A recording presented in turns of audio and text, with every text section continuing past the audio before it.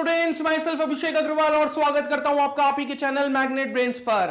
Class 12 chemistry के organic chemistry का आगाज हमने कर दिया है और पहला चैप्टर ऑर्गेनिक केमिस्ट्री के लिहाज से देख रहे हैं जिसका नाम है haloalkanes and haloarenes. और पिछले वीडियो में हमने उस हेलो एल्केन और हेलो एरीन चैप्टर के पूरे टॉपिक्स को देख लिया था कि क्या कोर्स कंटेंट है। बेसिकली हर एक टॉपिक के नाम हमने जान लिए थे कि ये चीजें जो हमें पढ़नी है इस चैप्टर में, और इंट्रोडक्शन पार्ट भी हमने उस वीडियो में कंप्लीट कर लिया था।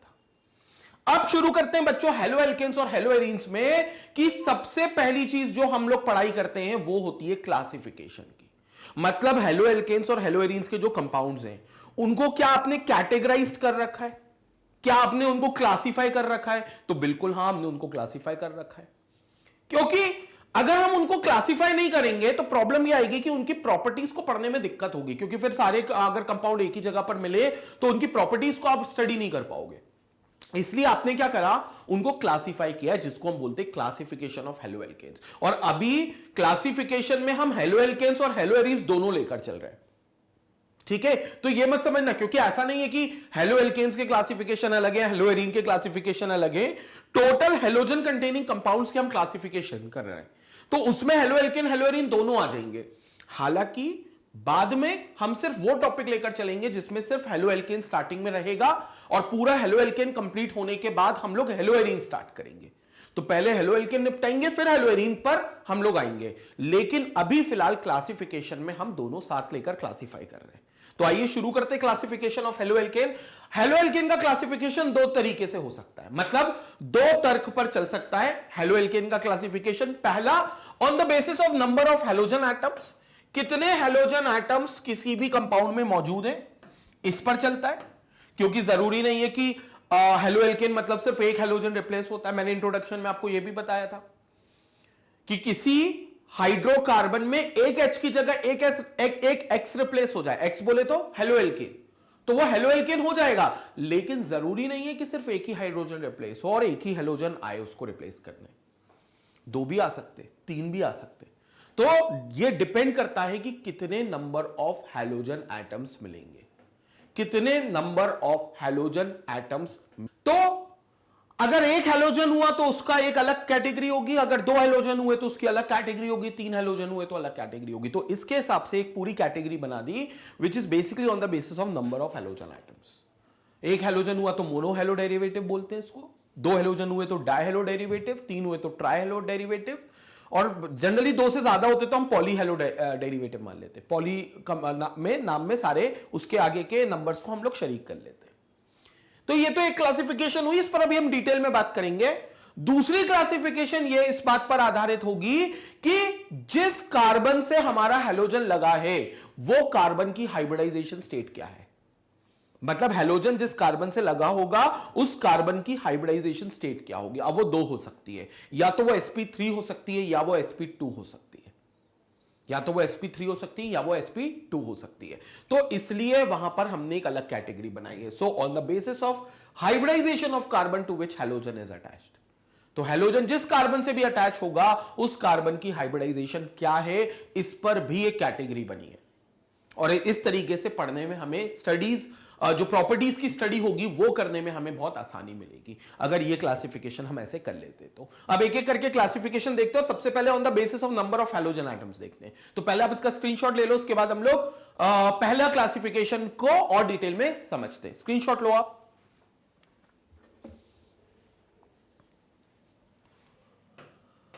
अब आते हैं on the basis of number of halogen atoms पे। सिंपल सी चीज है, अगर एक हेलोजन लगा होगा तो it will be called as mono halogen. जैसे CH3X में एक हेलोजन लगा हुआ है, एक X लगा हुआ है, तो it is called mono halogen, और इसको मोनो हेलो एल्केन नाम आप उससे बोल सकते हो।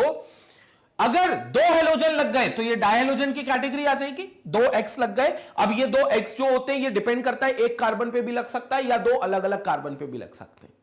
ये जो दो हेलोजन लगे हुए हैं ये एक कार्बन पे भी लग सकता है और अगल बगल के कार्बन पे भी लग सकते हैं। लेकिन लेकिन लेकिन यहां पर एक और चीज हमें जाननी बहुत जरूरी है, वो ये है कि अगर मान लो एक ही कार्बन पे लग रहा है, थोड़ी देर के लिए मान लेते हैं एक ही कार्बन पे लग रहा है, तो इसका एक और जनरल नाम होगा, वो होगा जेमिनल डाइहैलाइड। क्या नाम होगा? Geminal dihalide, geminal dihalide. क्यों? क्योंकि जेमिनल वर्ड जो है वो उसका मतलब जो होता है जेमिनल वर्ड का, वो मैं बता देता हूं। जेमिनल वर्ड का मतलब होता है ट्विंस।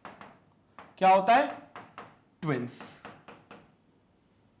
तो इसको हम जेमिनल डायहैलाइड बोलते हैं। वैसे इसको जेम डायहैलाइड भी आप सिंपल बोल सकते हो। तो जेम डायहैलाइड बोलते हैं जिसको हम जेमिनल वर्ड से निकाल कर लाते हैं, और जेमिनल का मतलब होता है ट्विंस। ट्विंस बोले तो जुड़वा। तो इसको आप जनरली जेमिनल डायहैलाइड बोलो या शॉर्ट में जेम डायहैलाइड बोलो, बात एक ही है।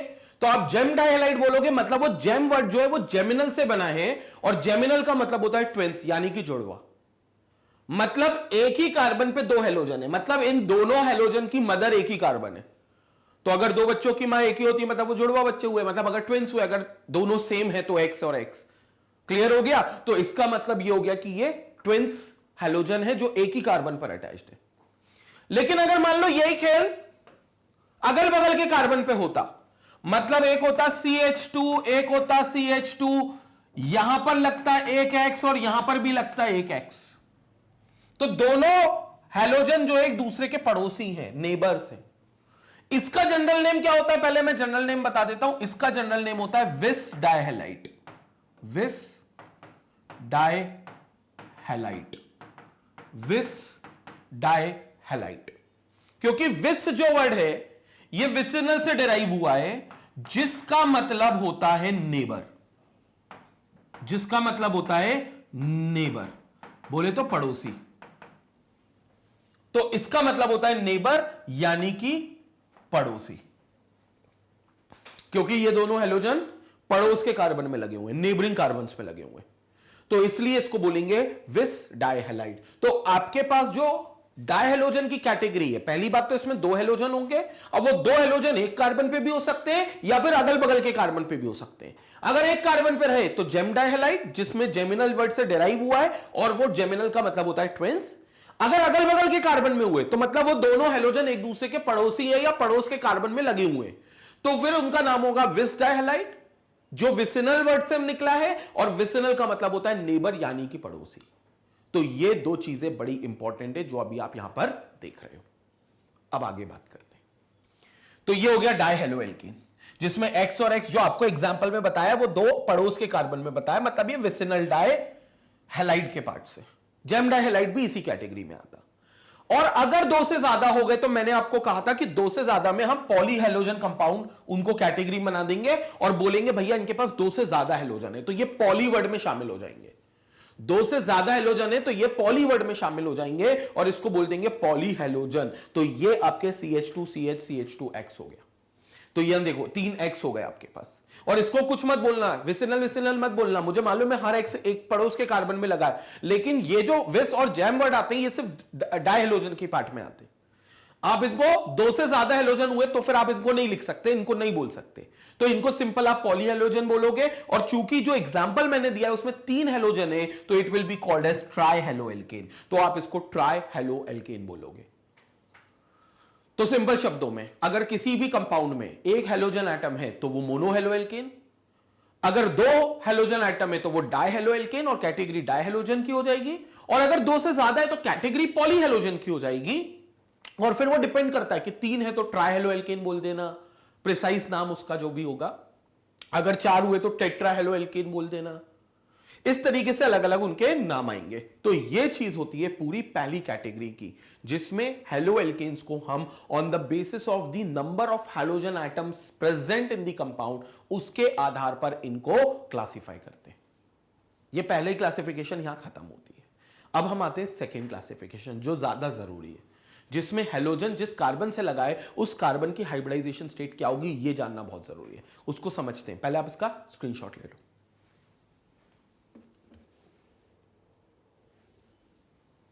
नाउ अब आते हैं अगले केस पे।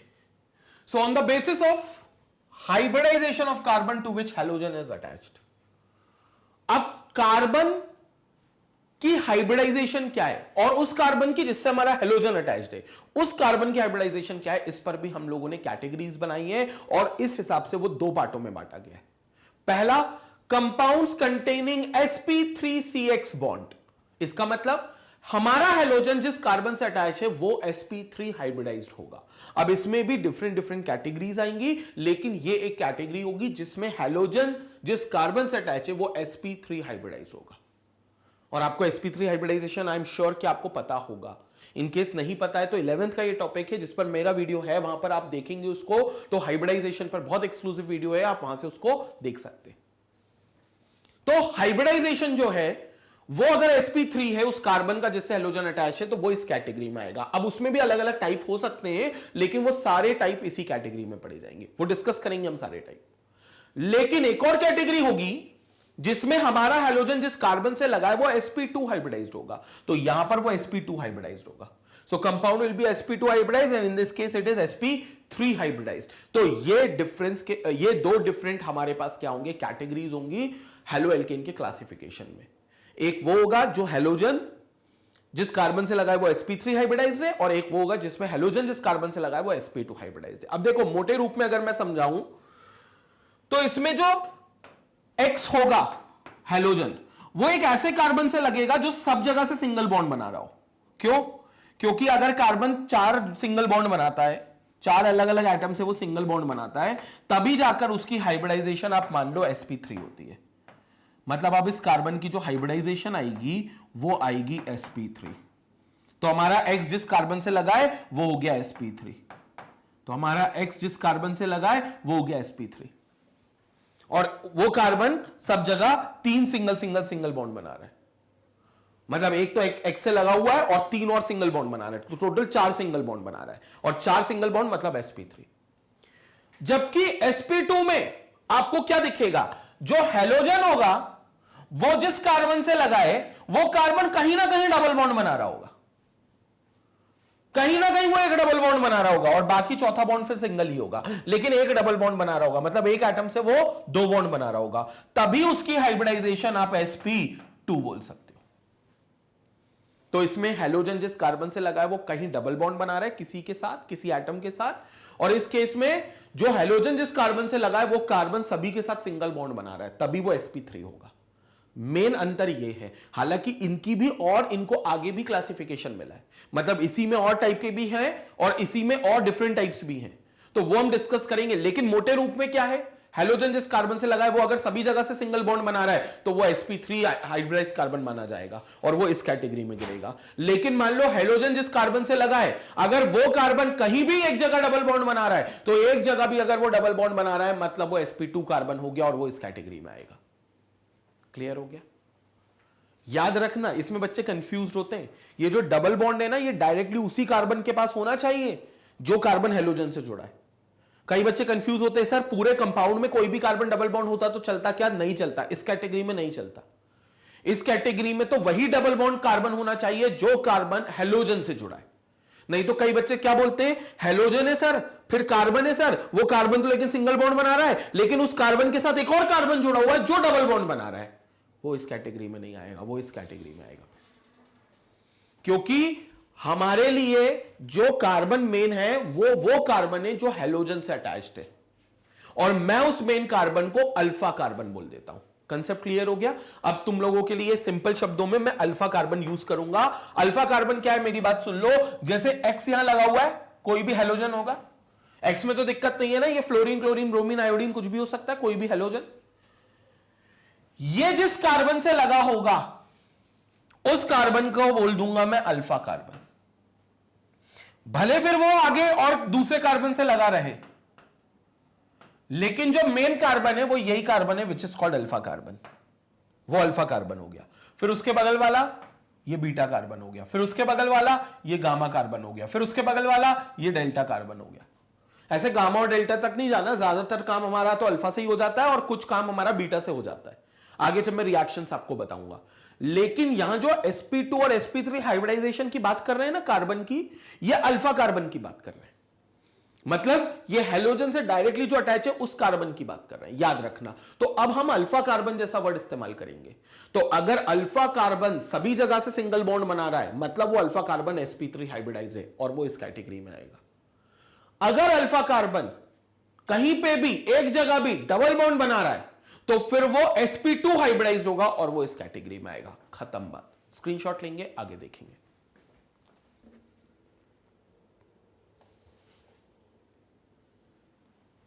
नाउ आगे देखते हैं।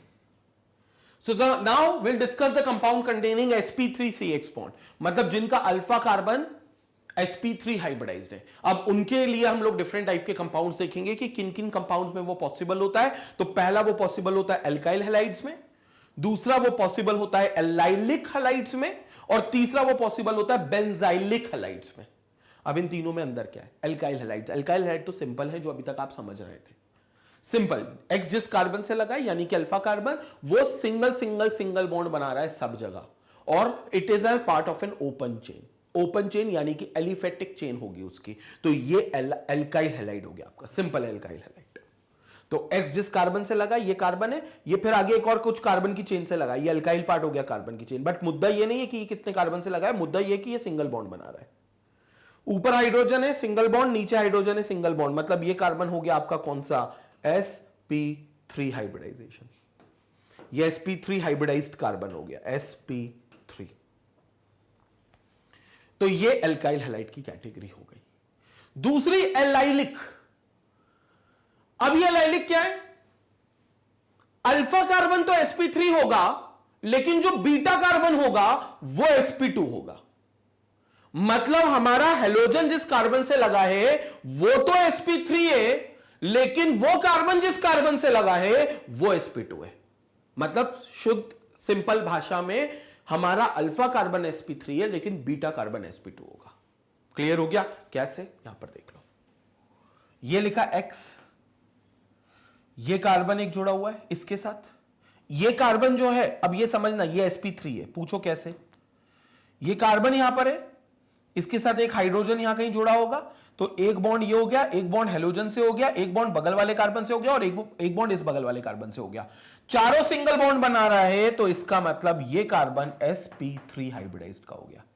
और वैसे भी होना चाहिए, ये अल्फा कार्बन है। लेकिन यहां पर ये जिस कार्बन से लगा हुआ है, लगा तो इस साइड भी है, तो इसके पास दो बीटा है, लेकिन मेरे लिए ये बीटा इतना इंपॉर्टेंट नहीं है जितना ये बीटा इंपॉर्टेंट है। ये बीटा कार्बन है। अब ये बीटा कार्बन डबल बॉन्ड बना रहा है, ये बीटा कार्बन डबल बॉन्ड बना रहा है। मतलब ये बीटा कार्बन जो है, ये बीटा कार्बन 100%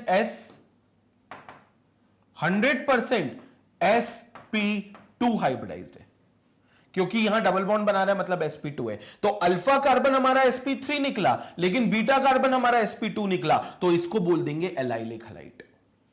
एलाइलिक हैलाइड। इसका एक और एग्जांपल बताता हूं, ओपन चेन का एग्जांपल बताता हूं, तो शायद आपको और क्लियर होगा।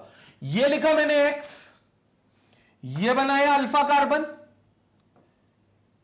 और ये बनाया बीटा कार्बन, और बीटा कार्बन का डबल बॉन्ड बना दिया किसी कार्बन से। ये हो गया आपका एलाइलिक हैलाइड।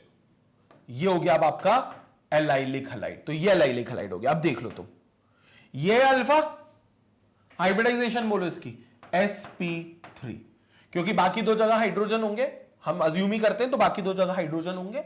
ये हो गया बीटा कार्बन, लेकिन इसकी हाइब्रिडाइजेशन बोलो, एक जगह डबल बॉन्ड आ गया तो 100% ये sp2 हो जाएगा, तो ये sp2 हो गया। तो इस हैलाइड का नाम पड़ेगा एलाइलिक हैलाइड, क्योंकि ये जो ग्रुप होता है ना, this group is called allyl group. ये पूरा ग्रुप जो है this group is called allyl group. इसलिए इसको पूरे कंपाउंड को एक कैटेगरी बनाई गई है, जिसको बोला गया है कि सर ये एलाइलिक हैलाइड की कैटेगरी है, ये एलाइलिक हैलाइड है। तो ये पूरा जो हैलाइड है, ये आपका एलाइलिक हैलाइड बोला जाता है। ठीक है, तो इसमें याद रखना, अल्फा कार्बन sp3 होगा, लेकिन जो बीटा कार्बन होगा वो sp2 होगा, और बीटा ही होना चाहिए। तुम ये मत सोचना सर गामा को कर देते sp2 और आगे sp2 ले जाते तो भी मानते क्या? नहीं, तो नहीं मानते।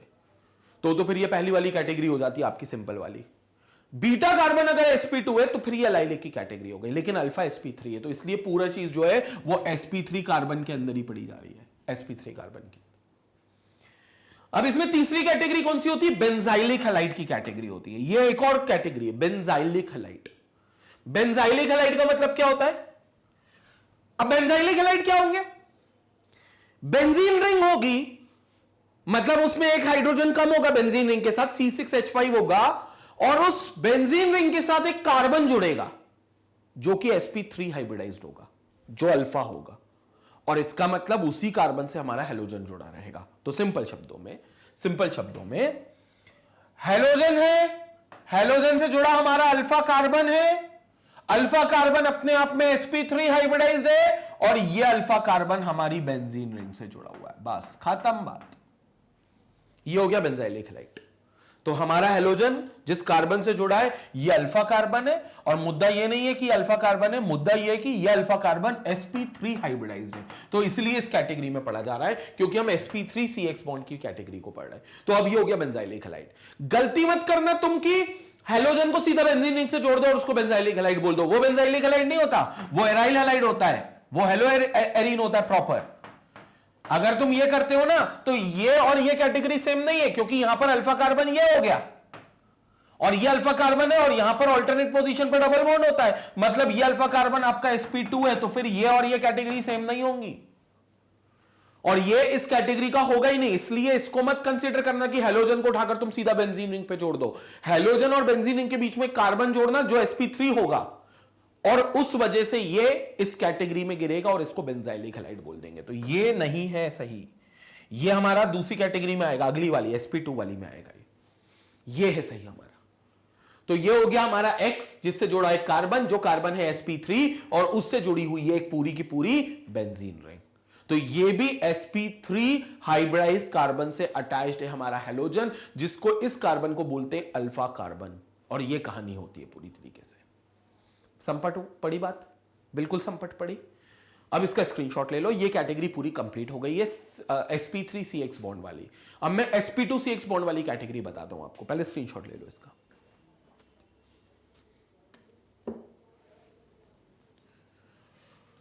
नाउ अब आ जाओ एल्काइल हैलाइड्स और हेलो एल्केन्स, जो कि क्लासिफिकेशन ऑफ हेलो एल्केन्स में देखते हैं। मतलब अब उनने क्या करा, अभी उनने sp2 की कैटेगरी को थोड़ी देर के लिए शांत रखा, मतलब अभी उसको साइड में रखा, अभी उसको डिस्कस नहीं किया है। अभी अब हम जो डिस्कस करने जा रहे हैं वो डिस्कस करने जा रहे हैं जो पहला हेलो एल्केन देखा था हमने, specifically aliphatic open chain, aliphatic chain थी जो कार्बन की, जो sp3 अल्फा कार्बन रखती थी, sp3 हाइब्रिडाइज्ड अल्फा कार्बन। अब उसके अंदर क्या कैटेगरीज आ सकती हैं? तो उसके अंदर कैटेगरीज आ सकती हैं कि वो प्राइमरी हो सकता है, वो सेकेंडरी हो सकता है, और वो टर्शरी हो सकता है। और ये बहुत इंपॉर्टेंट कैटेगरी है, क्योंकि प्राइमरी, सेकेंडरी और टर्शरी तुम्हें पूरे चैप्टर में इनसे मुलाकात करती रहनी पड़ेगी और इनके डिफरेंसेस को समझते रहना पड़ेगा हर केमिकल प्रॉपर्टीज के लिहाज से। इसलिए तुम अच्छे से समझना अल्फा बीटा, और सॉरी 1 डिग्री, 2 डिग्री और 3 डिग्री हेलो एल्केन्स को।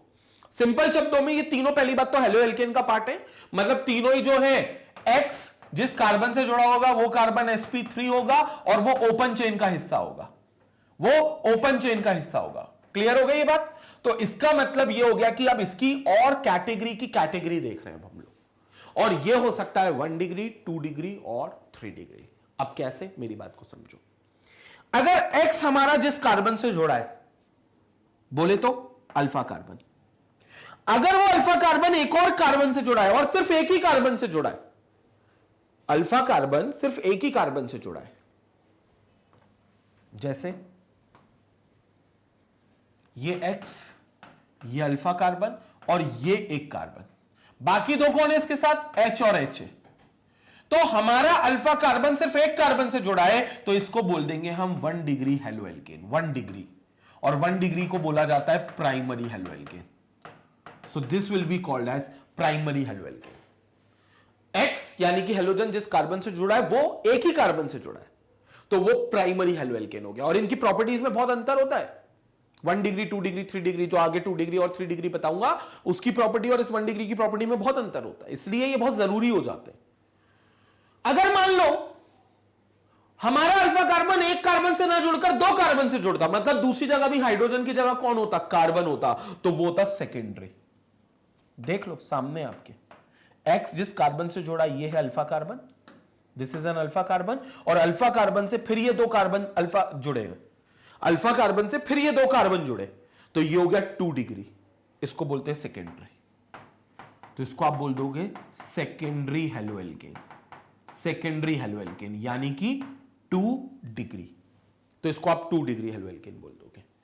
तो सिंपल, X जिस कार्बन से जुड़ा है वो अल्फा कार्बन हो गया, और वो कार्बन आगे चलकर 2 और कार्बन से जुड़ा है, वो कार्बन आगे चलकर दो और कार्बन से जुड़ा है, एक जगह फिर हाइड्रोजन होगा, जाहिर सी बात है। तो ये हो गया आपका 2 डिग्री, और इस 2 डिग्री को आप सेकेंडरी बोलते हो।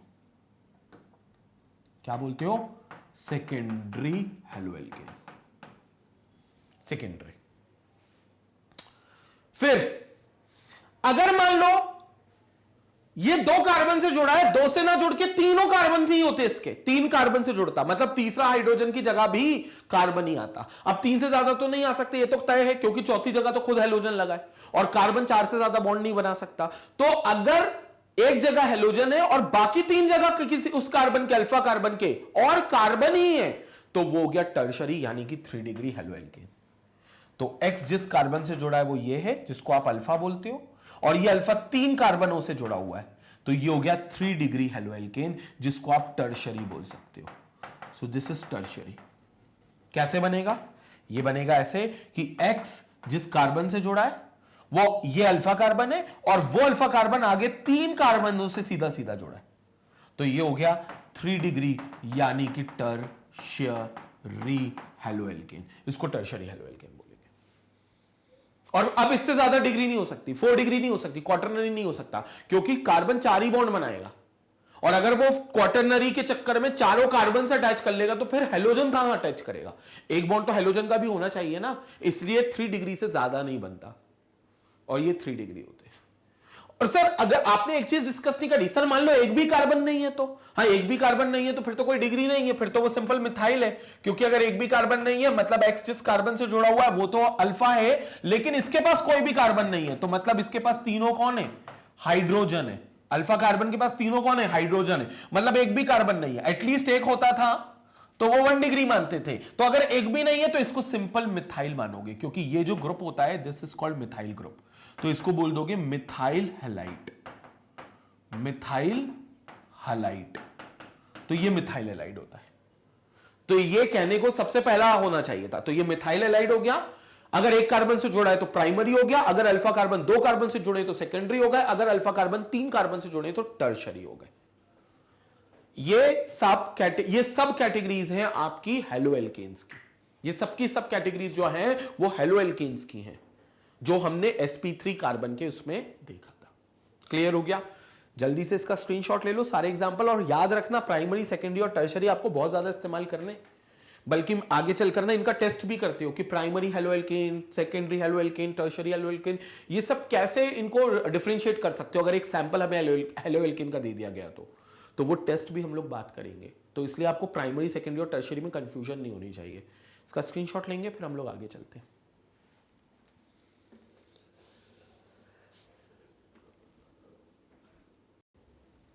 तो ये देख ली हमने हेलोएल्केन की कैटेगरी, समझ लिया है कि 1 डिग्री, 2 डिग्री, 3 डिग्री क्या होता है, और एक मिथाइल भी देख लिया जिसमें अगर कोई भी कार्बन अल्फा कार्बन के साथ नहीं जुड़ेगा तो उसको आप मिथाइल हैलाइड बोल दोगे। अब आते हैं अगली कैटेगरी पर, और अगली कैटेगरी जो आएगी वो आएगी एलाइलिक हैलाइड्स को हम लोगों को समझना है कि वो एलाइलिक हैलाइड जिसकी हम बात कर रहे थे वो क्या है। हालांकि मैंने आपको वही बता दिया था, बट फिर भी एक बार देख लेते हैं उसको डिटेल में। Halogen atom is bonded to sp3 hybridised carbon atom next to sp2 hybridised carbon atom, क्योंकि C डबल बॉन्ड C मतलब sp2 hybridised carbon atom, that is to an allylic carbon. Clear?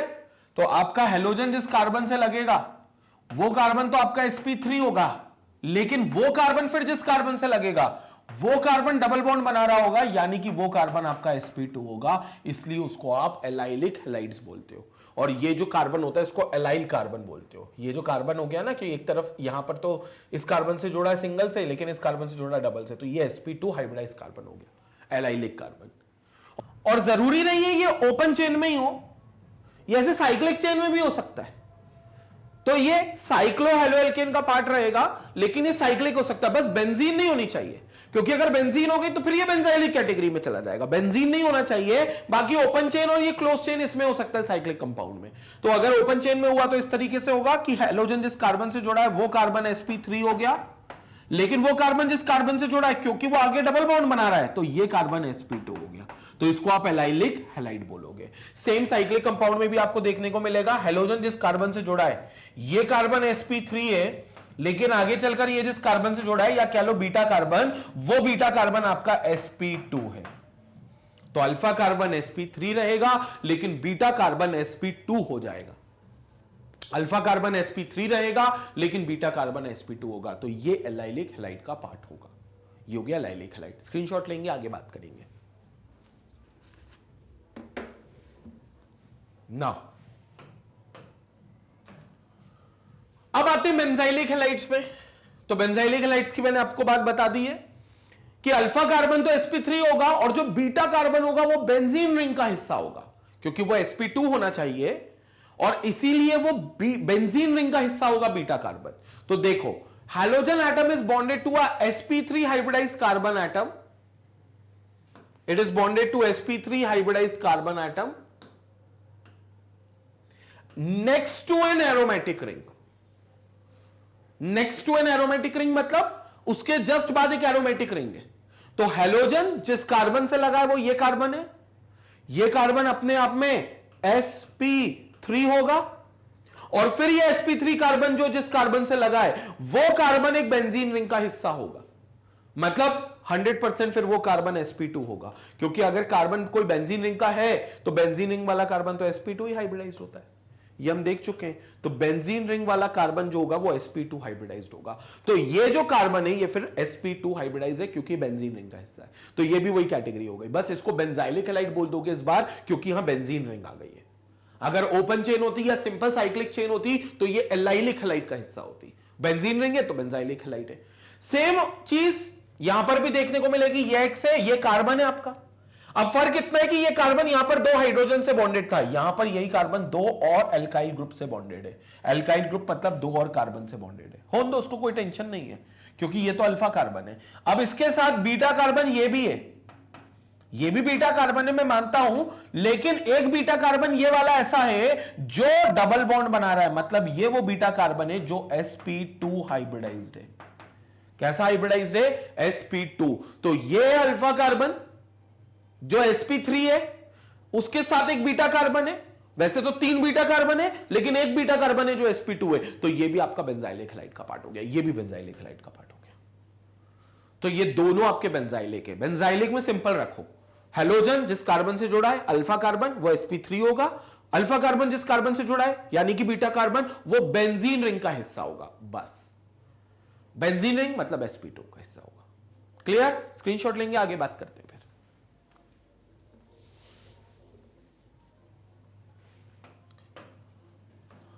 Now अब आते हैं दूसरी category में, जिसमें सीधे halogen जिस कार्बन से जुड़ा होगा यानी कि अल्फा कार्बन वो सीधा सीधा sp2 हाइब्रिडाइज्ड होगा। तो दिस इज sp2cx बॉन्ड। मतलब सीधा सीधा अल्फा कार्बन ही sp2 है। अभी तक अल्फा कार्बन sp3 चल रहा था और बीटा कार्बन sp2 चल रहा था। अब अल्फा ही sp2 हो गया। तो ये वो वाली कैटेगरी जो हमने स्टार्टिंग में देखी थी, जहां पर किया था क्लासिफिकेशन। अब उसकी और सब कैटेगरीज की बात करने वाले हैं। तो देख लेते हैं। इसमें 2 होंगे, एक होगा विनाइलिक हैलाइड्स और इसमें एक और होंगे एराइल हैलाइड्स। विनाइलिक हैलाइड्स और aryl halides properly. Vinylic halide में क्या होगा? हैलोजन जिस कार्बन से जुड़ा है यानी कि अल्फा, वो अल्फा कार्बन सीधा डबल बॉन्ड बना रहा है, मतलब वो अल्फा कार्बन sp2 हो गया। तो ये हो गया विनाइलिक हैलाइड। या फिर हैलोजन जिस कार्बन से जुड़ा है वो सीधा बेंजीन रिंग का हिस्सा होगा, क्योंकि बेंजीन रिंग का हिस्सा है अगर कोई कार्बन तो 100% 100% बात है कि वो sp2 हाइब्रिडाइज्ड होगा। तो अगर X सीधा बेंजीन रिंग के साथ जोड़ दिया जाए तो एराइल हैलाइड बन जाएगा, और अगर benzene alpha carbon open chain में डबल बॉन्ड बनाएगा तो भी वो sp2 से जोड़ा है तो वो विनाइलिक हैलाइड कहलाएगा। विनाइलिक हैलाइड हो चाहे एराइल हैलाइड हो, ये दोनों sp2cx बॉन्ड की कैटेगरी में आएंगे। विनाइलिक हैलाइड्स भी और एराइल हैलाइड्स भी। क्लियर हो गया? तो विनाइलिक हैलाइड में हैलोजन जिस कार्बन से जुड़ा है यानी कि अल्फा वो ओपन चेन का हिस्सा है। ओपन चेन का हिस्सा है पहली बात, और दूसरी बात वो sp2 है, मतलब उसने जस्ट उसके बाद डबल बॉन्ड बना लिया। एराइल हैलाइड में X जो है वो सीधा बेंजीन रिंग के साथ जोड़ा है, क्योंकि बेंजीन रिंग के साथ अगर जोड़ा है तो बेंजीन रिंग का कार्बन अल्फा कार्बन होगा, और चूंकि वो बेंजीन रिंग का कार्बन है तो वो sp2 हाइब्रिडाइज्ड होगा। तो सीधा X जो है वो sp2 हाइब्रिडाइज्ड कार्बन से जुड़ गया अगर वो बेंजीन रिंग से जुड़ा है तो इस तरीके से वो एराइल हैलाइड हो गया। ये 2 होते हैं sp2cx बॉन्ड की कैटेगरी में, जिसमें X सीधा उस अल्फा कार्बन से जुड़ता है जो sp2 होता है। तो 2 कौन है? एक विनाइलिक और एक एराइल। क्लियर हो गया? जल्दी से स्क्रीनशॉट लेंगे। यहां पर हमारी कैटेगरीज वैसे कंप्लीट हो गई है पूरी, बट आप स्क्रीनशॉट ले लो।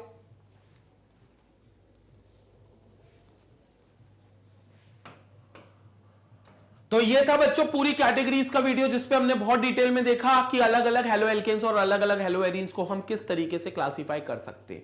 और इसमें हमने कॉमन लिया, हेलो एल्केन को भी देखा और हेलो एरीन को भी देखा, अलग अलग तरीके से देखा। हेलोजन एटम्स के बेसिस पर पहले देखा कि हेलोजन एटम्स के बेसिस पर क्या बोले जाते हैं, तो वो मोनो हेलोजन, डाई हेलोजन या पॉली हेलोजन की कैटेगरी में बांटे जाते हैं। और उसमें भी अगर डाई हेलोजन की कैटेगरी है तो उसमें जेमिनल टाइप एक अलग होता है जिसमें एक ही कार्बन से 2 हेलोजन लगते हैं, और विसिनल टाइप अलग होता है जिसमें दोनों हेलोजन अगल बगल के कार्बन पे लगते हैं, नेबरिंग कार्बन पे लगते हैं।